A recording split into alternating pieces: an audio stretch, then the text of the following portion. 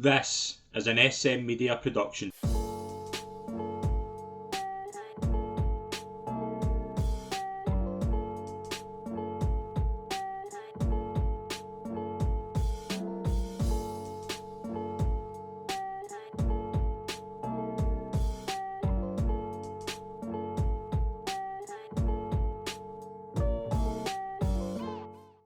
Hi folks, and welcome to the latest episode of Golftalk right here on SM Media. I'm Scott McPike. It's an absolute pleasure to be your host as always. We're at the third major of the year already, but it could play very much in this podcast play second fiddle because we have a lot to get into in this week's episode. And as always, it is an absolute delight to be joined by the one and only Andy Fullen. Andy, it's been a bit of a busy week in the golfing world. Nice. A couple of things have happened, not just the build up to the third major, as you say, just probably one of the most historic days in professional golf in history happened this week. So, not delighted to be on to try and dissect it and see where we go with it. It's always a pleasure, and I think that's what this pod's probably going to be the strangest. It's probably we're going to spend a little less time talking about how a course plays, what conditions are going to be like, and we're going to talk a lot about other things, the ins and outs of a tour. But yeah, I mean, the first thing obviously is this announcement of the merger between the PGA, LIV Golf, and the DP World Tour. The first thing to me, and I don't know if you agree on this, it came from total left field. Nobody, and I mean nobody, gave any heads up that this was happening. Yeah, it's amazing that they managed to do that in this day and age of social media, and just everybody's looking for a story, especially around the LIV stuff. I mean, for Monahan and Yasser to them to play golf in London, as I said, and nobody to really bat an eyelid is incredible, But I suppose that's the one bit of credit they can take from that they did keep it quiet. But it's just an incredible story, and took everyone by complete shock. So I'm going to go into the ins and outs of it. Like obviously the whole announcement regarding the PGA and the Saudi-backed rival LIV Golf Tour have agreed to merge in a deal that would see the competitors squash pending litigation and move forward as a larger golf enterprise. The two entities signed an agreement that would combine the PGA Tour and LIV Golf's commercial business and right in a new, yet-to-be-named for-profit company. This agreement also includes the DP World Tour, which we obviously know as the European Tour. It would see, obviously, Jay Monahan as chief executive of the new operation with the Yazir Al Rahman, the PIF governor. He would be chairman of the operation. And these type of mergers aren't uncommon with two organisations. All we need to do, if you're a UFC, WWE fan, they've merged into one operation this year, but the difference is they are going to be two separate entities run in this kind of way, but you're still going to see two different companies, two different operations running with no interference from each other in their operations. This is very different because there has been so much bad blood, there has been so much animosity. I mean, we've spent a whole year, and golf has emerged into the spotlight once again, maybe first for a long time, but it's been a totally different way. It's been war, basically. It's been a civil war in the world of golf.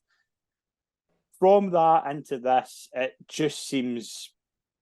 Did you ever... The first question I've got, before we go into the deeper underlines of that statement, did you think this was the eventual end game?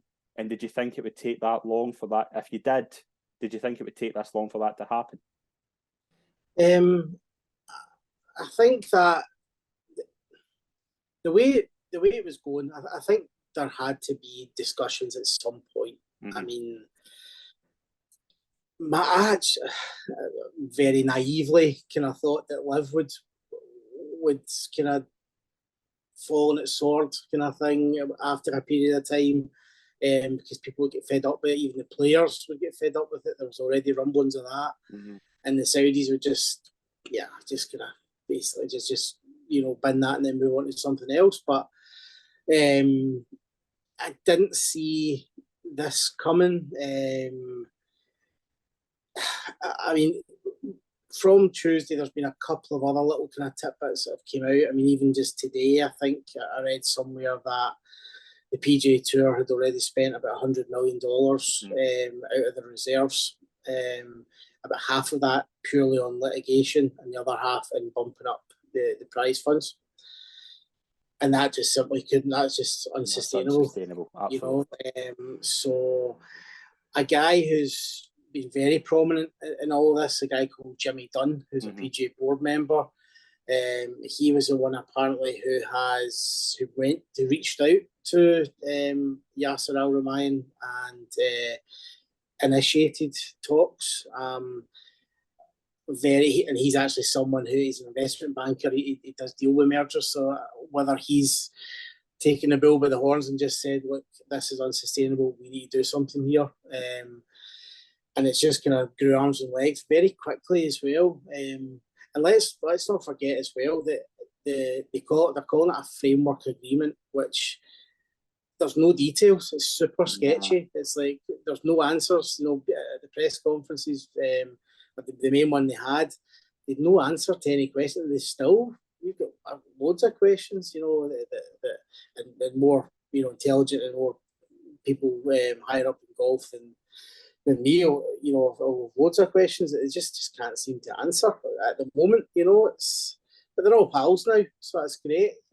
Yeah, and that's the thing, and that's where I think like Jay Monaghan, obviously, the exact same time last year. I remember it very specifically. The interview at the Canadian Open he did with Jim Nantz. I don't know if you remember that. Mm-hmm. He was very, very vocal about LIV golfers taking the money and the absolute absurdity of taking this blood money, for lack of a better term, and the sports washing. I think that was mentioned, but now to kind of go 180, you remember the kind of bad press that Phil Mickelson received.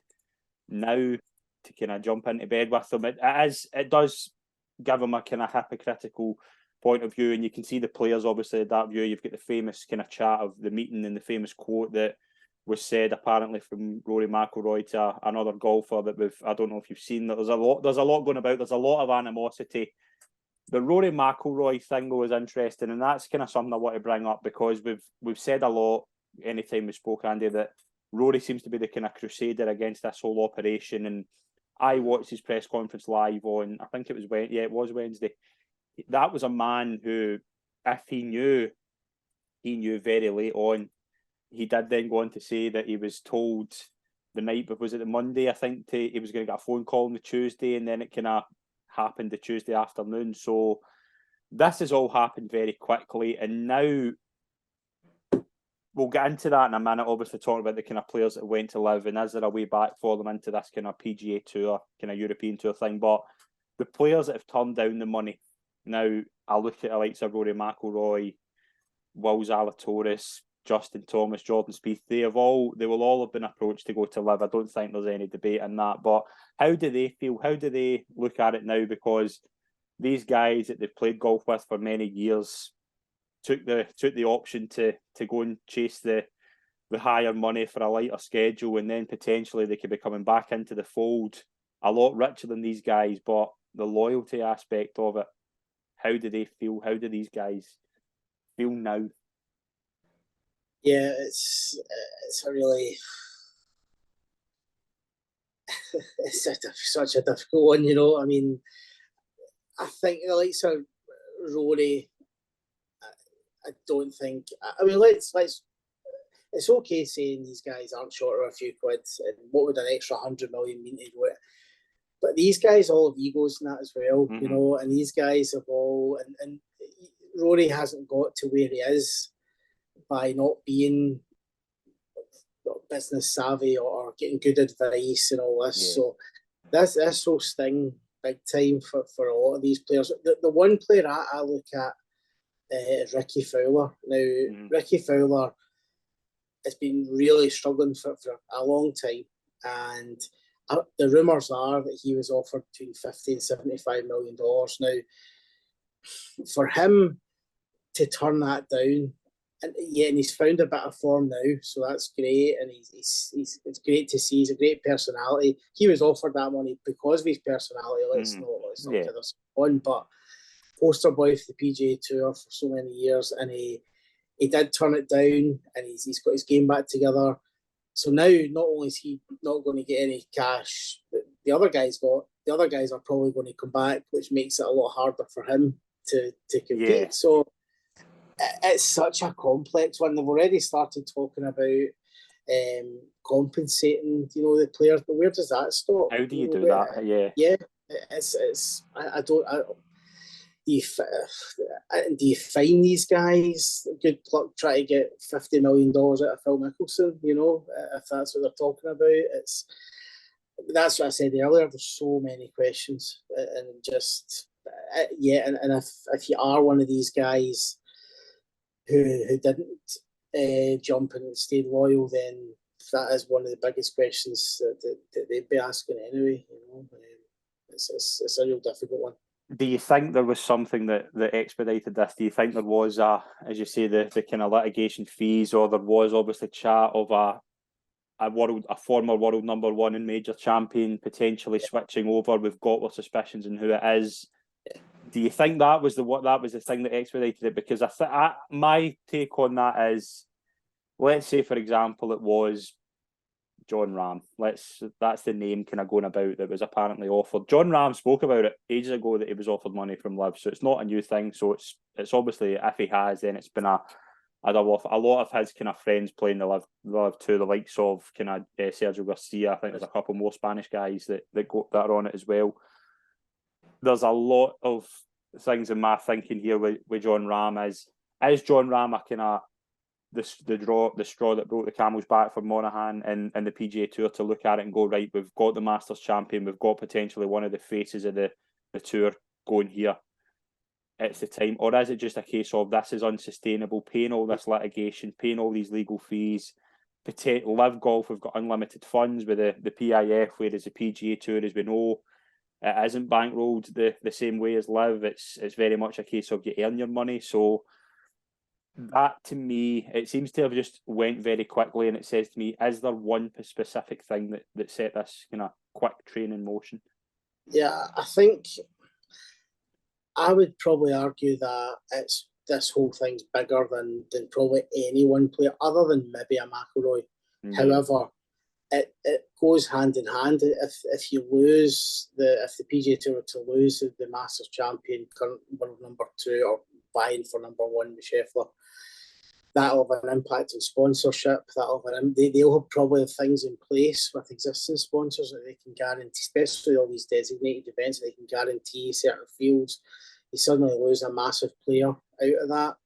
That could have a knock-on effect. And I genuinely think it was the kind of hemorrhaging of cash is the main one, but that certainly would have been in the conversation, would have been a factor. I'm pretty sure about that, and that's not going to help, is it? Because when you're one of your top stars, when you're already dipping into your reserves and having major financial concerns. So I would argue it was probably that wasn't the main reason, but it was certainly a factor, I think.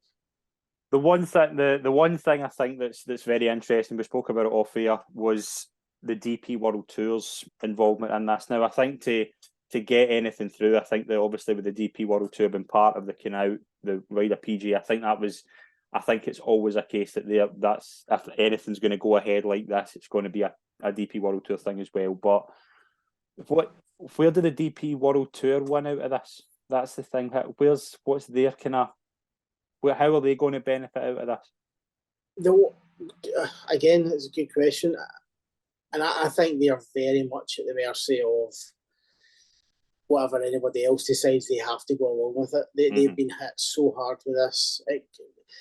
And really, 2 years ago or 18 months ago when LIV was formed, it would have made perfect sense, or more sense rather, for the DP World Tour to get in bed with LIV rather than the PGA Tour. Really, when you think about it, the way it's all transpired, they didn't. They went with the PGA Tour. What they're actually getting out of this deal, I really don't see, because the top 10 players on the DP World Tour every year are going to get PGA Tour cards. So I just, as effectively, as Westwood, I think it was, called it, it's effectively a real feeder tour for the PGA Tour, which is fine. But I just don't see where they do one out of it.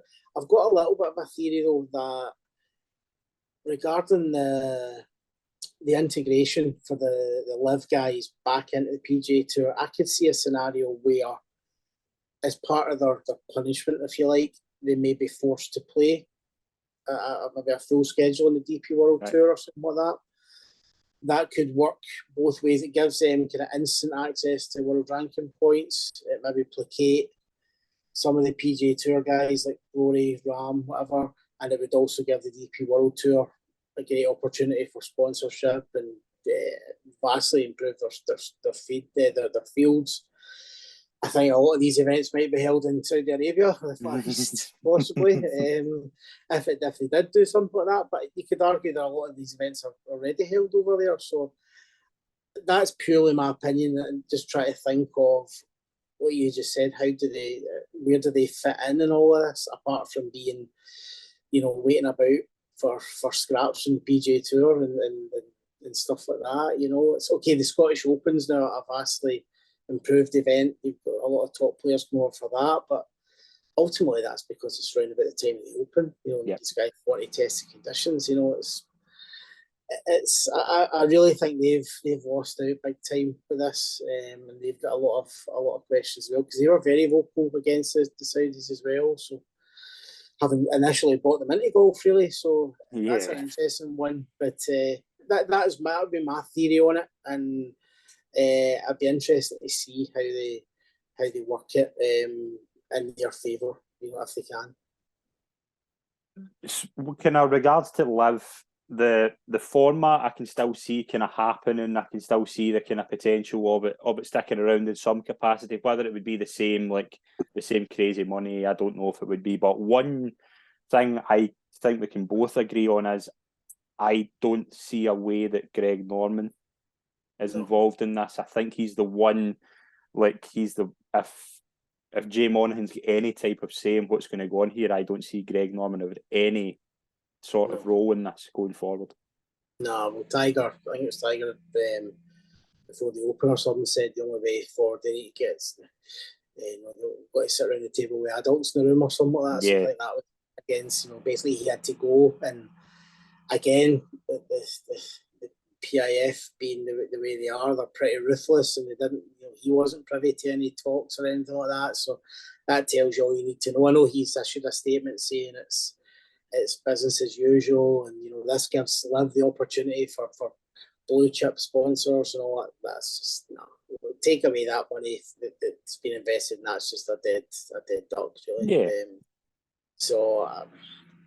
The way he's possibly acted, against personal opinion, but it's maybe not a great loss. I don't think he's really helped with a lot of this stuff. But I can't see a way for it. Plus, he's done a good job in kind of railroading it through, bulldozing it through, and getting players. And he's possibly the kind of guy they needed. But forward, a lot of the chat was they need to get rid of him to progress anyway. So, but if we believe what's been stated, that Monaghan's basically, chief executive operations of everything, including the PIF's golf arm, which is LIV, then he's out the door, I think. Yeah, I don't see a way that Greg Norman goes forward. But as a whole, we have got a US Open to talk about. We'll touch on that in a minute. But the overall kind of landscape of golf from this, I've got my kind of what would I want going forward. Now I do see. I'm not a big fan of the kind of team event of it. I'm probably one of the very few I can sit and watch a LIV event. I find it quite exciting, the kind of last day. I don't really have an issue with it. I see the format kind of working in some capacity. I don't see a scenario where the likes like Rory McIlroy and John Rahm are playing in the RBC Canadian Open for a small fraction of what that same event lives on the same week under the same umbrella, where the LIV guys are getting $4 million for winning it, whereas Rory McIlroy could win the Canadian Open and get a quarter of that. So I don't see that happening. What is the way? If you were Jay Monaghan, for example, and I think golf would be in a lot better shape if you were Jay Monaghan.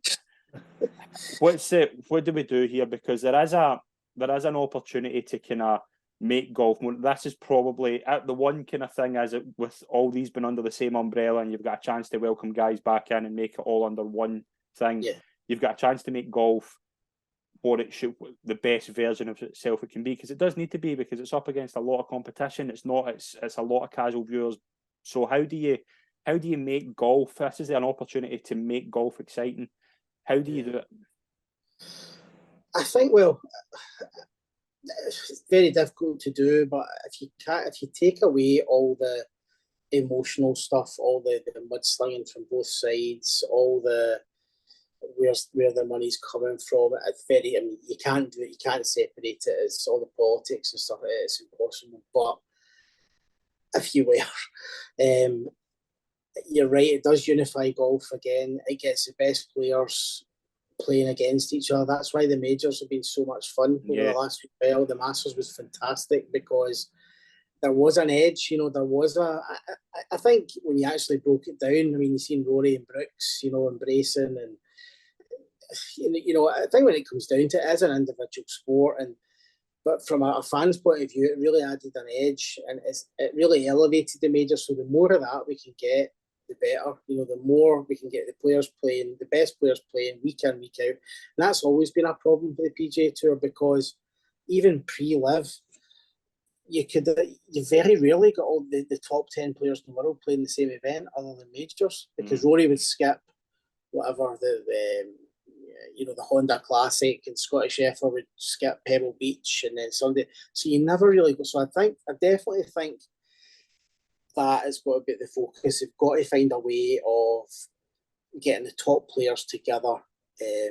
They've kind of done it with the designated events, but I already think you're seeing guys almost burning out. It's almost too much golf, which is pretty funny when you think of the LIV guys who, chucked it for less golf and more money. Now they're going to come back into probably more golf, but that's got to be at the forefront. I think there's definitely space for a team event, but I think that they've got a lot of time. The PGA Tour have tried to condense the season really from January to literally August, end of August. So you've got a great opportunity, September, October, November, December, for even once a month, some kind of team concept, a bit different formats. So I'm the same. I find it difficult. It's difficult to follow team scores in an individual competition. Yeah. Difficult, and golf's always probably going to have that. But there's definitely a way. I think from viewing figures, I think team competition would be quite interesting as well. But it's a difficult. The problem that, again, the PGA Tour are going to have is they've got so many members, there's so many guys with tour cards, and that's been in the discussion for a long time. There's so many guys. I mean, you go onto the PGA Tour website, you go to search the names. There's like 500 names here. Guys who get certain types of status from years and years ago, who are eligible for X amount of events, and it's that needs to be condensed a lot. It could see the real flourishing of like the Corn Ferry Tour. That could become a proper tour. A proper that alongside the DP World, maybe something like that. But they need to get the best players playing together as often as they can, and keep it interesting as well. I like the other thing I liked about the LIV stuff was going to Australia, taking it international. I think there's got to be scope for that as well. And I think the Saudis will push for that as well, possibly. So, not easy, but that's kind of a very sketchy thing. What I think they should be looking at.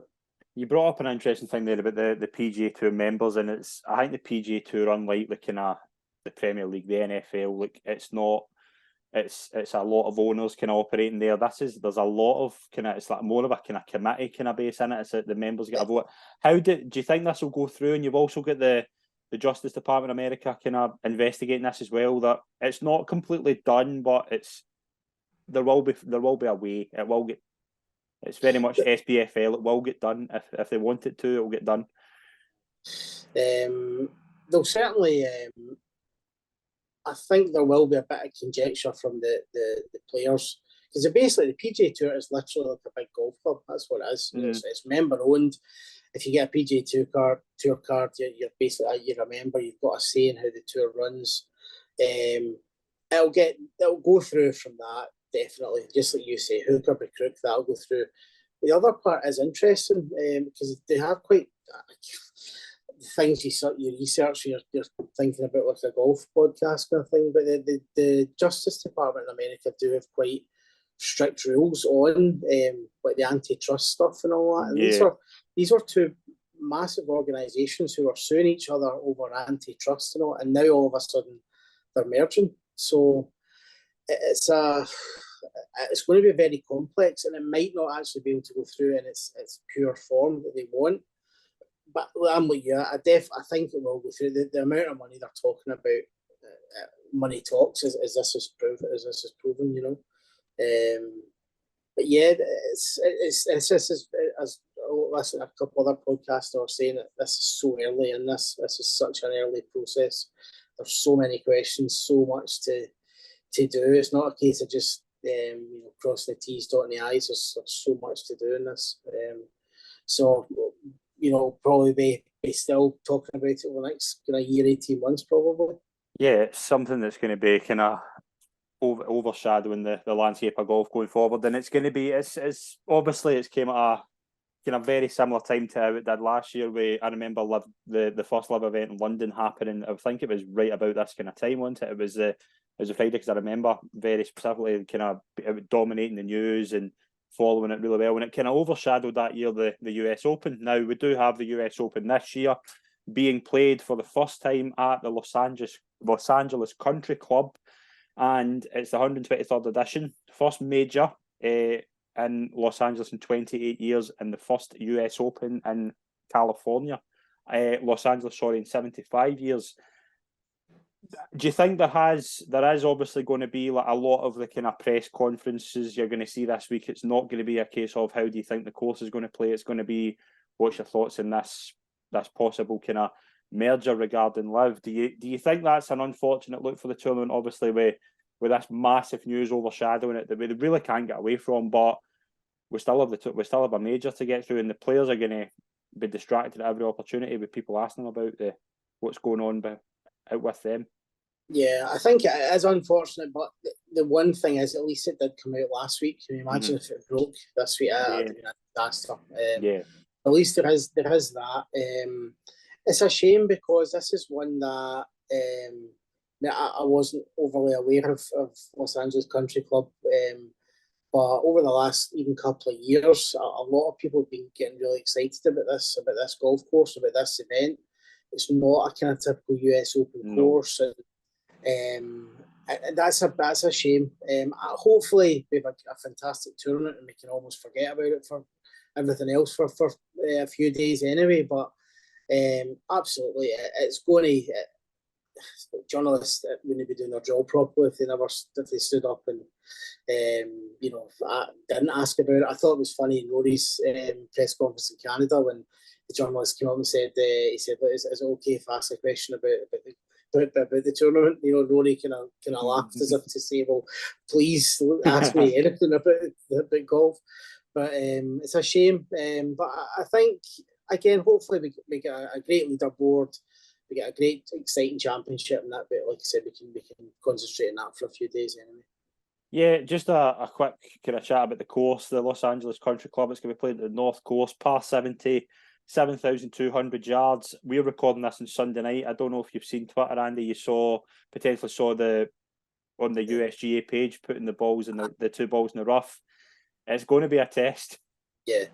Oh, it will be. Yeah, I mean, US Open's always tends to be the toughest grind to out of all the majors.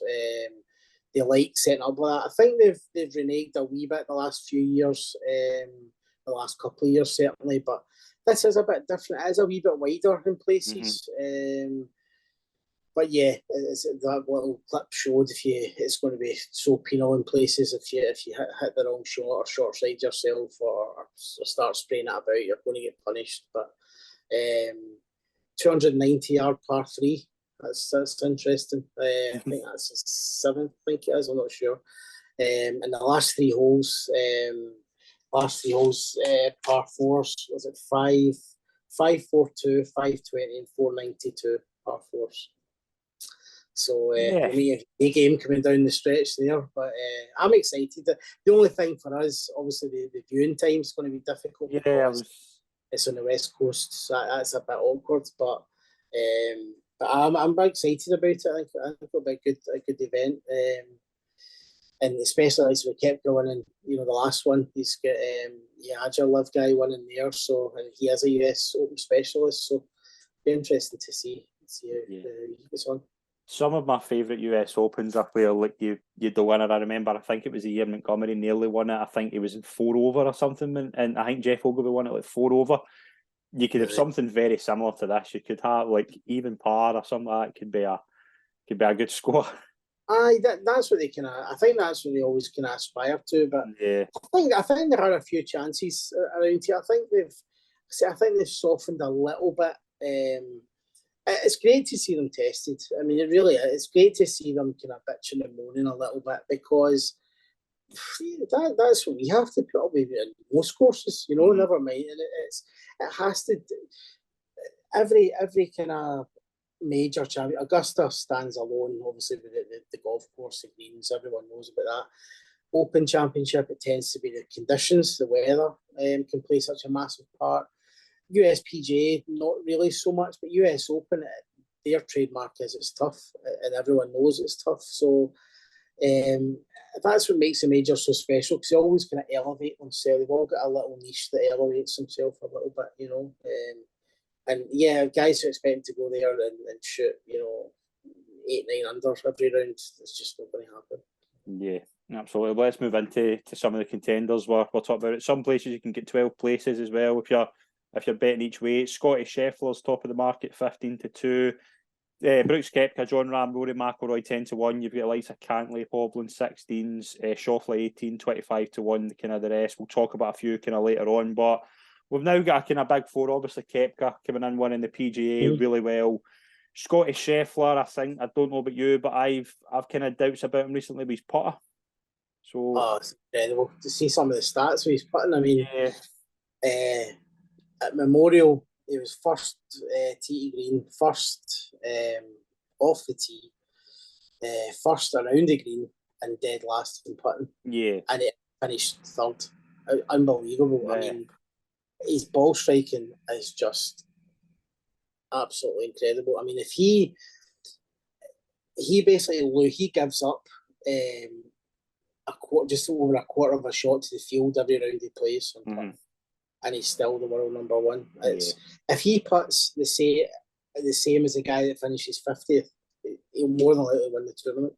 He's that guy if he keeps his ball striking up. I just think he's got to figure it. He's got to do something. He never hold a putt more than 10 feet at the Memorial in 72 holes. Yeah, it's mind blowing how bad that is. Yeah. But that's the kind of thing psychologically can really affect a player. I think he'll be fine, but we've not seen ball striking like this since. It's even probably better than Tiger. He said at the moment, statistically, it's incredible, absolutely incredible. Yeah, and he's as I say, you say he finished. His putting was atrocious at the Memorial, when it probably done him out winning it, but his ball striking's so good off the tee, brilliant as well. If he can just dial it in the green, we're looking at it. That's the reason he's favourite as well, because he is playing so well out with the green. If he can just find that missing wee thing, he could rip a tournament to shreds. Koepka obviously coming back in after winning the PGA. Now it was magnificent in the US PGA. The week after that, though, I think he was something like 6-1. I said, do not touch him with a barge pole, because he was enjoying himself a little too much, and deservedly so, because I think you saw Brooks Koepka obviously fall out of love with golf, and you've seen now this year since winning, obviously winning the LIV event and then winning the PGA, he's found that level back. He's found the happiness back that I think he'd lost. So it is good to see, although obviously a LIV golfer winning it potentially didn't sit well with a lot of people, but I was happy to see him win, because you just saw a kind of a weight being lifted from him. Yeah, I mean, and then if you look at the Masters as well, how close he was at the Masters. He probably probably should have won it. Certainly going ahead in the last round, but he's he's basically the best golfer statistically, major wise in the last kind of decade. So it's nice to see him coming back and getting that kind of hunger and that determination. You always kind of, a bit like Dustin Johnson, you always kind of get the impression he's a wee bit kind of, lackadaisical and doesn't really care. His record in normal events compared to majors is just, it doesn't make sense, to be perfectly honest. But I think the full swing stuff really showed you how he is dedicated and he is hardworking, and he just doesn't maybe like to show that. But yeah, it's great. It was great to see him win it again. Like I said, it added that edge that the kind of PGA Tour LIV that we had for a while. It was good fun. I think golf maybe needed something like that. But I wouldn't bet against him again this week. About 61's a bit short, but I think he's just a US Open specialist, so it wouldn't surprise me if he did 2 in a row. He's done it before. Yeah, it certainly would. Obviously, John Ram as well, Masters champion, 10-1 as well. He's fairly. He obviously won the Masters really well. He had a brilliant start to the year. I wouldn't say he's kind of off, not off the boil. I think that's unfair because his levels at the start of the year have been so high, and it's obviously been really hard to maintain that. But what do you think of Ram getting into this week? Do you think he's perhaps as kind of dialed in as a lot of the others are? Again, similar to you, it's not. It's very hard to be critical of him because it's such a great year. I think he is the type of player. Again, similar to McIlroy, he's very. He is a bit streaky, and when he's hot, he is, red hot. And he possibly has just went off a little bit. Would it surprise me if he came out this week and played great? Not really. We spoke about the length of the course and stuff, so it's him down to the ground. Great, just great all-round game. Not really a weakness there. The only thing for him is possibly getting a wee bit hot under the collar. Maybe if he gets a couple of bad breaks. Again, he uses that sometimes to his advantage to get himself fired up. So I think his game certainly it's not far away, so it wouldn't surprise me to see him do well this week. And Rory McIlroy now, at the time of recording, we're recording this while the Canadian Open's going on. Rory McIlroy is 2 shots behind on that at the 4th hole while we're recording this, so he's in contention to win.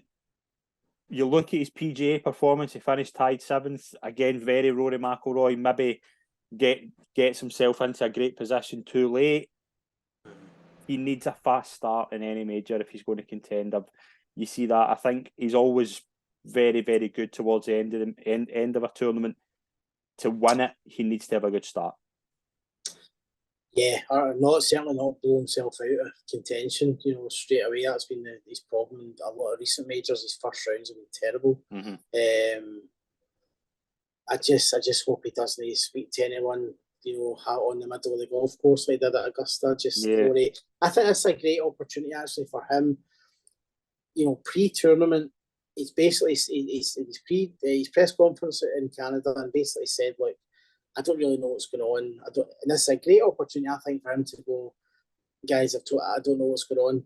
I'm just here to play golf and just try and focus on your golf. Really, he's been the mouthpiece. He's championed the cause. He's put himself front and centre. And if I was him, you'd be looking at it going, what has that really got for me? Not a lot, really. I know we're kind of going back to the previous conversation, but I just think that's a good opportunity for him to just say, no, look, somebody else talk about it. I'm just here to play golf. And I hope he does do that. Again, course sets up perfectly. Just every course sets up perfectly for someone with his talent, but it's just a ball striker. It's going to be a ball striker's course, and he's up there with one of the best. So again, we'd all love to see him win a major again. Just it's past beyond due time for him. So we'd love to see him do it. Just needs to hold putts. Just needs to improve his wedge game and hold putts. Really, I think this would be one of the stories of the year if Rory McIlroy, the kind of the voice of the PGA Tour for the past year, if he was to, after the week that we've all had as golf fans, if I don't think anybody would deny Rory an opportunity if he won this. I think it'd be great to see again. Just like you, I just want him to have a fast start, because I think if you were to put money on anyone coming to kind of to keep a lead going, it would probably be Rory McIlroy, but he just has to keep it going. And you've obviously, as well, with every major, you've got a lot of guys in the background. Last year's winner, Matt Fitzpatrick, about 25-1. Got a lot of guys, Cantley, Hovland, Schauffele. There's a lot of guys. We'll get kind of final predictions, but is there anybody in that kind of ballpark you quite like the look of? I like Max Homa's been talked about for this event for years, purely because I think he's a course record there. He does, yeah. Does he? And he's from that kind of area, very similar as well to Xander Schauffele and Morikawa as well. They're from that area.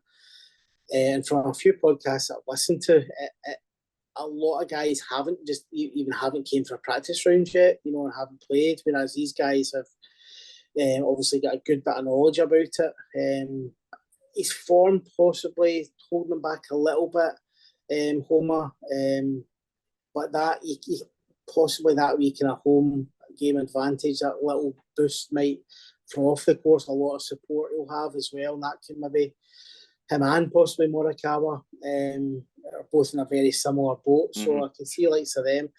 Spieth as well. I think Spieth could be this is very much a creative player's golf course. There's nobody really more creative than him, so he seems to be over his kind of wee wrist injury that he liked him a wee bit at the PGA. So I wouldn't kind of put it past him to do something as well. I kind of not rank outside, but a bit of an outsider. Fleetwood is coming into a bit of form. Good US Open pedigree, great iron player, great ball striker. So again, I know he was doing well in Canada this year. I don't know how he's going on just now. He's kind of similar to McIlroy. He's actually favourite to win it. So that's it. Well, again, it'd be great to see him come back. Great golf swing, good personality in the course as well. So he might be a shout as well for win each way or something. Yeah, it was interesting you said about Spieth, because I kind of that thought earlier. I was kind of watching back his win at Chambers Bay, and Chambers Bay probably the closest in terms of this kind of golf course. It reminds me a wee bit of Chambers Bay, the kind of whole layout of it. So it'd be potentially interesting if Jordan Spieth's over his wrist injury, he could be a player. Right, final predictions. Last time, if we recall, I jumped the gun and stole two of your picks. So this time I'm going to let you go first. I've got 4 guys I quite like, 3 kind of short prices, and then I kind of a big outsider. But I'm going to give the floor to you. Give us your predictions for who you think you contend this week and why. I'm going to.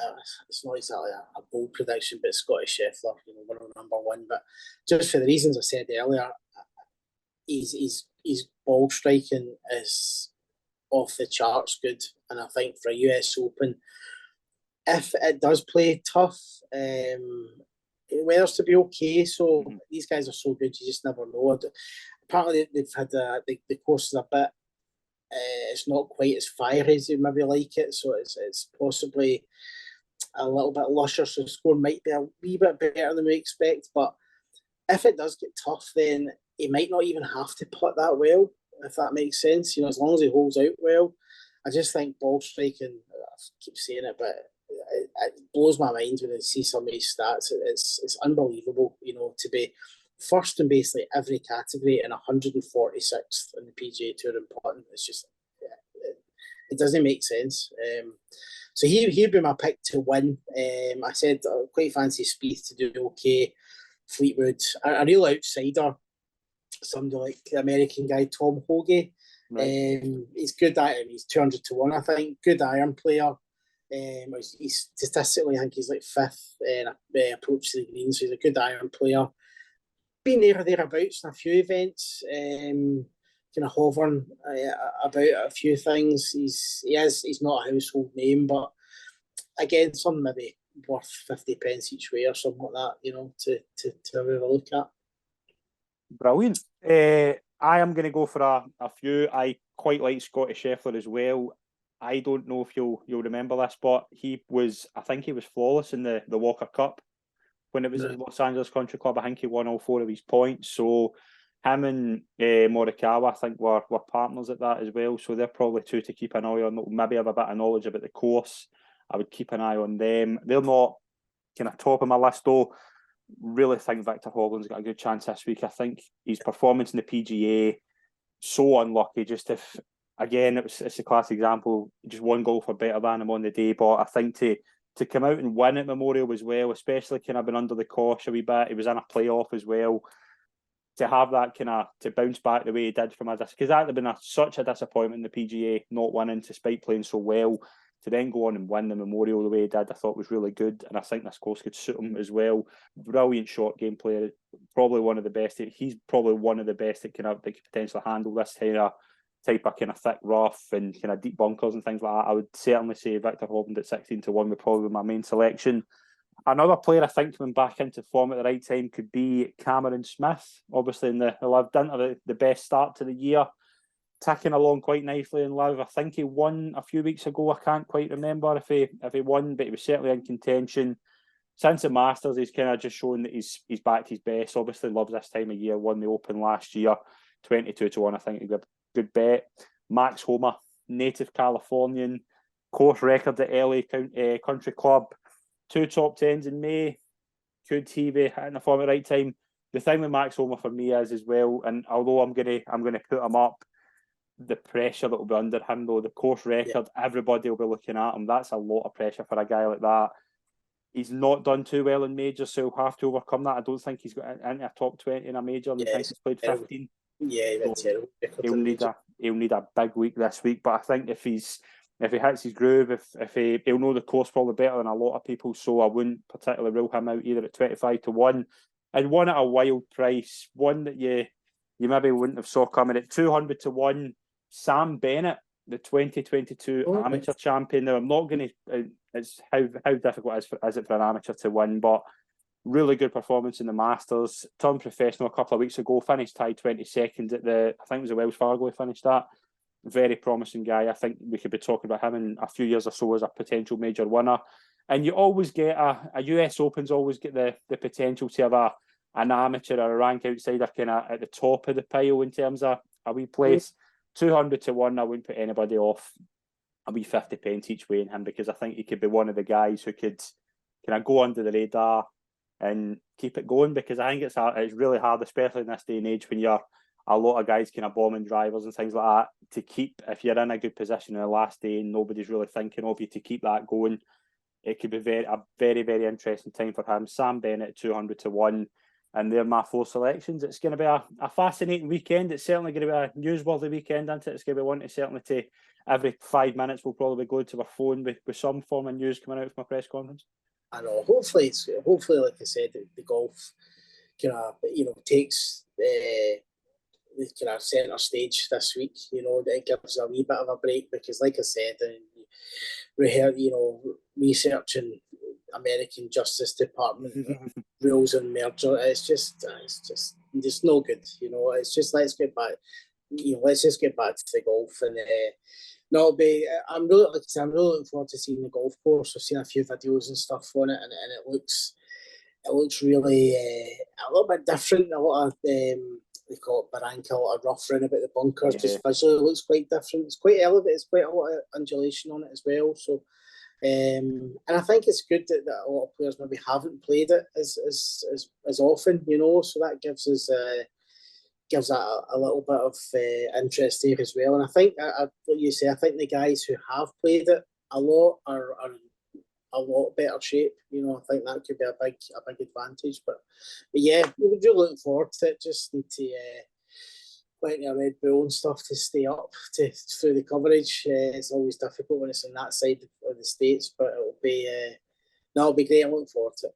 Yeah, and it's going to be, I think, the last, you see how in Sky it kind of starts at 7, it's going to finish at 4 in the morning. So yeah, very much a case of get the evening snacks in and keep awake as long as possible. But Andy, thank you very much again, mate. It's been an absolute pleasure.